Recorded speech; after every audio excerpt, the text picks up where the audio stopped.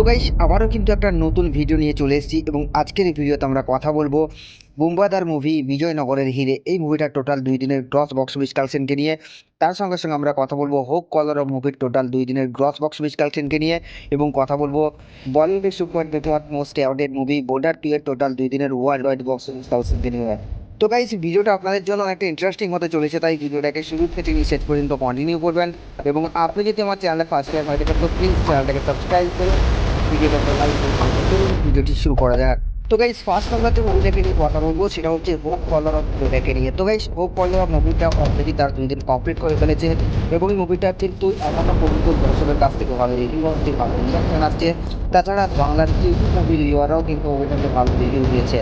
তো আমরা জানতাম এই মুভিটা রিলিজের আগে একটা কন্ট্রোভার্সি ক্রিয়েট হয়েছিল যে রাজ্যকে মুভি নাকি পুরো সত্যটাকে তুলে ধরতে পারবে না, কিন্তু আপনি যখন মুভিটা দেখলে বুঝতে পারবেন যে রাজ্য প্রভৃতি কিছু সত্যির বিরুদ্ধে তুলে ধরেছে। আসলভাবে এটা কিন্তু একটা ভবিষ্যৎ রাজ্য প্রভৃতি যেভাবে সত্যগুলোকে তুলে ধরেছে এটার জন্য তো প্রশংসা করতেই হবে। তাছাড়া এই মুভিতে প্রত্যেকটা ক্যারেক্টারের অভিনয় জন থেকে শুরু করে ওম থেকে শুরু করে শাশ্বত ভাই প্রত্যেকে ফাটিয়ে অভিনয় করেছে এবং খাস করে যার প্রশংসা তো করতেই হবে সেটা হচ্ছে জনের অ্যাক্টিং, ভাই ফাটিয়ে দিয়েছে। তো গাইস আপনাদেরকে জানিয়ে দিই মুভিটা তার 2 দিন কমপ্লিট করে ফেলেছে এবং ডেট পেয়েছে মুভিটা করতে প্রায় 30 লক্ষ টাকার মতো এবং টোটাল 2 দিনের মুভিটা গ্রস বক্স অফিস কালেকশন করছে 48 লক্ষ টাকা। তো গাইস এই মুভিটার বক্স অফিস কালেকশন নিয়ে আপনাদের যদি মতামত নিজের কমেন্টে অবশ্যই জানাবেন।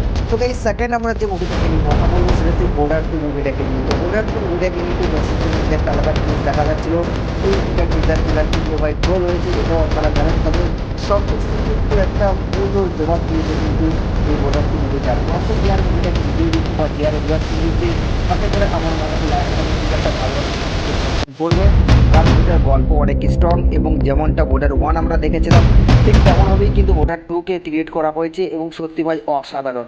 প্রত্যেকটা ক্যারেক্টারকে যেভাবে স্পেস দেওয়া হয়েছে এটার জন্য তো প্রশংসা করতেই হবে। তো সব মিলিয়ে যদি দেখি বর্ডার 2 ভাই আমার কিন্তু দারুণ লেগেছে। আপনারা দেখেছেন তো আপনাদের কেমন লেগেছে আপনারা কমেন্টে কিন্তু জানাতে ভুলবেন না। তো ভাই আপনাদেরকে জানিয়ে দিই বর্ডার 2 মুভিটা তার অলরেডি 2 দিন কমপ্লিট করে ফেলেছে এবং ডেট এসে মুভিটা বক্স অফিস কালেকশন করেছে প্রায় 24 কোটি 71 লক্ষ টাকার মতো এবং টোটাল মুভিটা 2 দিনের ওয়ার্ল্ড ওয়াইড থেকে বক্স অফিস কালেকশন করেছে 80 কোটি 23 লক্ষ টাকা।